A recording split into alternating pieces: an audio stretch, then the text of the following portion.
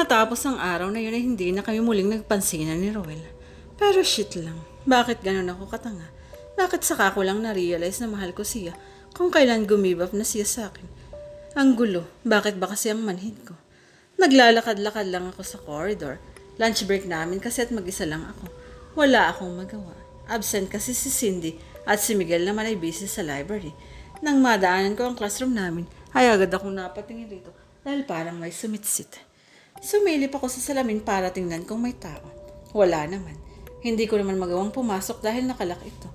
Ipinagkibit-balikat ko na lamang yun at sinantabi ang sumitsit sa akin. Nagsimula na akong maglakad uli nang maramdaman kong bumukas ang pinto. Dahan-dahan akong naglakad pabalik at sumilip sa nakabukas na pinto. Nakita ko ron si Kael at Danny nag-uusap. Si Kael ay nakatayo habang si Danny naman ay nakaupo. Best buddy sila.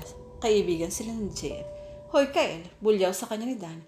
Sa tingin mo bakit namamatay yung mga kaklase natin? Sunod-sunod no? Pinagpatong ni Kael ang dalawa niyang braso. Aba malay ko. Hindi ko alam. Bakit mo sa akin tinatanong? Nakapatay na ba ako? Buwelta ni Kael. Ha ha ha, tawa ni Danny. Hindi ka pa nakakapatay. Sus, sinong niloko mo pare? Nakita ko kung paano nagtagi sa mga pangalan ni Kael dahil sa sinabi na Danny. Anong ibig sabihin Danny? Na nakapatay na si Kael? Kung totoo nga, sino naman kaya ang napatay niya? Agad na lumapit si Kael sa matalik na kaibigan at kinuwelyohan ito. Shut the fuck up, Dan. May usapan tayong lahat na hindi dapat ungkatin ng bagay na yan. Bulyaw ni Kael sa kaibigan. Ano raw? Tayong lahat? Kasama si Danny. Sino pa? Sino pa ang kasama nila at sino ang pinatay nila? Napanin ang hawak ko sa pintuan at dumapo ang tingin ni Kael at Danny sa gawi ko. Dali-dali kong isinara ang pinto at narinig ko pa ang huling sinabi ni Danny. Sino yun? Sabi ni Danny at kasabay nun, nagpatay sindi ang ilaw. Napatras ako palayo sa pinto nang may bumukas na dugo sa salamin. Naririnig ko ang bawat pagsigaw ni Kael at Danny at ang bawat pagpatay sindi ng ilaw ay dumadami ang dugo sa pintuan. Ilang segundo ang itinagal ng sigawan. Dahan-dahan akong lumapit uli sa pinto. Pero laking gulat ko nang makita ko si Danny sa salamin. Duguan at may tumutulo pang dugo sa kanyang bibig. Tulungan mo ako. Tulungan mo kami. Nanlaki ang mga mata ko at bumilis ang pagtibok ng puso ko. Sobrang bilis. Hindi ko magawang habulin. Nakita ko na lang ang katawan ni Danny na hinahatak ng kung sino habang inaabot niya sa akin ang kanyang kamay na may dugo. Kumakapit sa sahig ang kanyang dugo. Shit, ano bang nangyayari? Napasandal ako sa pader na nasa likuran ko at napaupo ako. Sinapo ko ang aking mukha gamit ang aking mga kasabay. Kasabay ng sunod-sunod na pagtulo ng aking mga luha. Bigla akong naalala ang nakasulat sa whiteboard noong natagpo ang patay si Janet. 4 down, 4 to go. Revenge is my weapon. Una si Berna. Pangalawa si Rocco at Calio. Pangatlo si Janet. 4 na ang namamatay sa mga kaklase ko. Sinundan nito ni Heather at ang sumunod ay sina Kael at Danny. 7 na ang namamatay. Ibig sabihin may susunod pa. Mas lalo akong napahagulgol nang maisip ko na baka ako na yung susunod. Dahil hindi ko natupad ang pangako ko sa kanya. Iyak lang ako ng iyak. Hindi ko na alam ang gagawin ko. Rosoy, suminghot muna ako bago ko inangat ang aking ulo. Anong ginagawa niya ito? Bakit ka umiiyak? Tanong ni JM. Nalaman ko lang na si JM dahil sa boses niya. Akala ko si Rowel na. Pero iba ang boses ni Rowel. Iba dahil kapag narinig ko ang boses niya, kumakalabog agad ang puso ko. Wala, trip ko lang. Ha ha ha. Baliw na kong baliw. Wala namang mag-iiba kung sasabihin ko sa mga nakita at nasa isip ko, diba? Iisipin rin niyang baliw ako. Nababaliw ka na ba? Yeah, baliw kay Rowel. Hindi naman, sabi ko sabay tayo. Ha ha ha, tawa niya. Ang cute mo talaga, sabi ni JM at bagyapang ginulo ang buhok ko. Hindi ko alam pero hindi ba mas dapat pagtuunan ng pansin ang mga lalaking sweet sa isang babae dahil na ipaparamdam nilang mahal ka nila. Pero bakit si Rowel? Hindi naman siya nagpakita ng kasweetan sa akin. Pero bakit nahulog pa rin ang loob ko sa kanya? Lalim ng iniisip pa. Ako ba ang dahilan? Masayang tanong ni JM. Pinilit kong ngumiti. Ha ha ha, mas kakailan talaga ang feeling mo. Sabi ko at kinurot ko siya sa pingis. Aray, angal niya at tinanggal ang pagkakakurot ko sa kanyang pisngi. Masakit, Rosie. Feeling ka kasi eh. Ayos lang yun. Sabi niya at nag-thumbs up pa. Basta ba ma-feel lang kita. Alam mo, panimula ko, ang corny-corny mo. Tumawa lang siya kaya tumawa na rin ako. Hay, kung si JM na lang ulit, magawa ko kayang palin siya ulit. Kung ang mahirap ng problema sa mat hindi namin matutunan, paano pa kaya ang pag-ibig? I love you. Nagulat ako nang sabihin ni JM sa akin yan. Siguro dahil hindi naman ako sanay na nagsasabi niya ng mga ganyang kataga. Corny mo, tigilan mo nga yan. Ninaan ko lang sa biro ang lahat. Nakasabay rin naman siya sa pagtawa. O Rowell, bakit tumigil tayo sa paglalawat? Nakapatingin kami ni Jem sa nagsasalita. Unti-unting nawala ang ngiti sa labi ko nang makita ko si Rowell kasama ang isang babaeng hindi ko kilala. Halika na, sa kabinala lang tayo dumaan. Mukhang naunahan tayo ng dalawa sa pakipaglandian eh. Matapos niyang sabihin iyon ay tumalikod na siya at naglakad palayo kasamang babaeng iyon. Gusto ko silang durugin at tirisin. Parang gusto kong tanggalin ang kamay ni Rowell na nakapulupot sa bewang ng babaeng haliparot. At saka ano raw, nauna sa pakikipaglandian. Anong sinasabi niya? Na malandi ako, na nakikipaglandian ako kay JM. Kapal niya. Bakit ba yung ungas na yun pa ang minahal ko?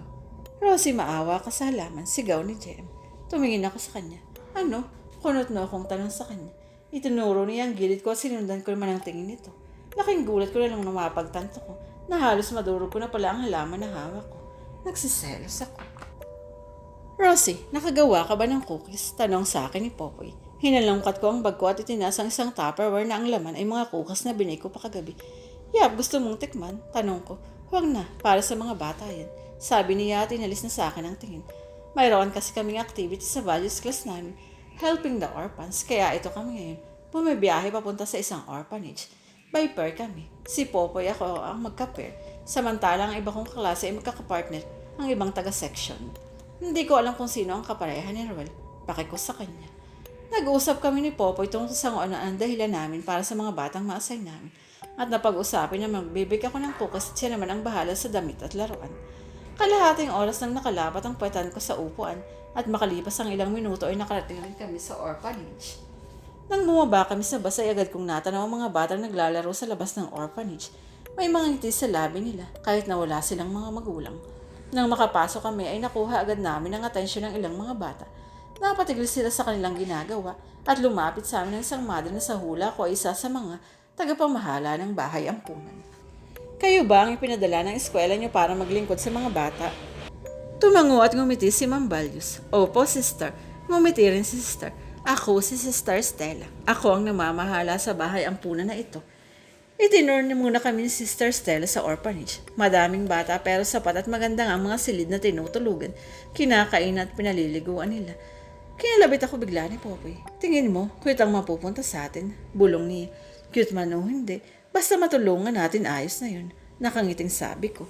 Ngumiti rin naman si Popoy pabalik sa akin kaso napahiwalay ako sa kanya nang may dumaan sa gitna namin. Tiningnan namin ni Popoy kung sino ang lalaking nangunguna sa amin. At naningkit ang mga mata ko nang makita ko ang pamilyar na likod na yun. Rowell, bakit ka man naman ang iiwan pares ni Edwin? Ang init dyan sa likod. Gusto ko yung nauuna ako. Mainit parang hindi naman. Sagot pa ni Edwin at lumapit kay Rowell. Sila siguro ang magkapartner. Tumingin sa akin si Popoy. Nakangiting aso pa ito. Problema mo, tanong ko. Gusto mong maglaro? Loko ka, Popoy. Yung mga bata ang ayain mo maglaro, wag ako. Iniwas ko ang tingin ko sa kanya. Nakatapo lang ang mga mata ko sa likod ng lalaking nasa una namin. Isang larong pagpapaselos ang tema. Nalaki ang mga mata ko sa sinabi niya. Loko-loko. Tumawa lang naman si Popoy sa sinabi ko. Namula tuloy ang pisngi ko. Halos 15 minutos rin ang itinagal ng pagtutur sa amin ng Sister Stella sa orphanage. Kung mailangan kayo, puntahan niyo lang ako, bili niya. Tumango naman si Ma'am Valius sa kanya. Salamat po. Matapos iyon ay iniwan na kami ni Sister Stella. Ibinilaling naman ni Ma'am Valius ang atensyon niya sa amin. Ngayon, kung sasabihin ang mga batang maa-assign sa inyo, si JM naman ay hindi sumama sa mission namin dahil may sakit daw siya. Popoy and Rosie, si Maria ang maa-assign sa inyo. Matapos ni Ma'am Valius sa mga pangalan ng mga naka-assign sa bawat isa sa amin, ay agad na namin pinuntahan ang mga bata. Nang makita namin ni Popoy si Marie, nagkatingin na kami. Ang cute niya. Masayang sabi ni Popoy. Oo nga, pagsang-ayon ko. Nag-iisa lang si Marie habang nakaupo siya sa bench. Nilapitan namin si Popoy. Marie, tumingin siya sa amin. Walang nagbago sa mukha niya. Malungkot pa rin. Lumuhod ako para maging kalibel ko siya. Sumulyap muna ako kay Popoy bago ko hinalap. Kilap ang tingin ni Marie at hinawakan ang kanyang tuhod. Marie, ako nga pala si Ate Rosie at siya naman si Kuya Popoy. Sabi ko sabay turo kay Popoy. Sinwanda naman niyo ang tingin ni Marie. Pero saglit na lang tinignan si Popoy. Kukuhanin niyo na ba ako? Tanong niya sa akin. Napalunok ako. Nalulungkot ako para sa kanya. Mahirap mawala ng mga magulang sa murang edad. Nakikita ko ang sarili ko sa kanya. Nawala rin ako ng mga magulang sa murang edad. Pero hindi ako napunta sa bahay ampunan dahil kinuha ako ng kapatid ni Papa na si Tia Lia. Oh, ano kasi? Halata mong nangangapa pa si Popoy ng tamang salita para maintindihan ni Marie ang sasabihin niya. Lumuhod rin siya kagaya ng ginawa ko. Nandito kami para pasahin ka. Ngumiti ako. Oo, tama si Kuya Popoy, Marie. Kung ikaw si Ate Rosie. Sabay turo niya sa akin. At ikaw si Kuya Popoy. Sabay turo naman niya kay Popoy. Sino itong katabi ninyo? Tumuro si Marie sa tabi ko. Sumulyap muna ako kay Popoy. Nagulat kami nang biglang magsalita si Marie. Ah, ikaw si Ate Agatha. Mas nagulat at kinilabutan kami nang sabihin iyon ni Marie. Marie, sinong Agatha? Wala kang bing kasamang Agatha ang pangalan, sabi ni Popoy. Wala. Niloloko mo naman ako, kuya eh. Natatawang sabi ni Marie. Ito nga siya at katabi pa niya si Ate Rosie. Dahan-dahan kong ipinilig ang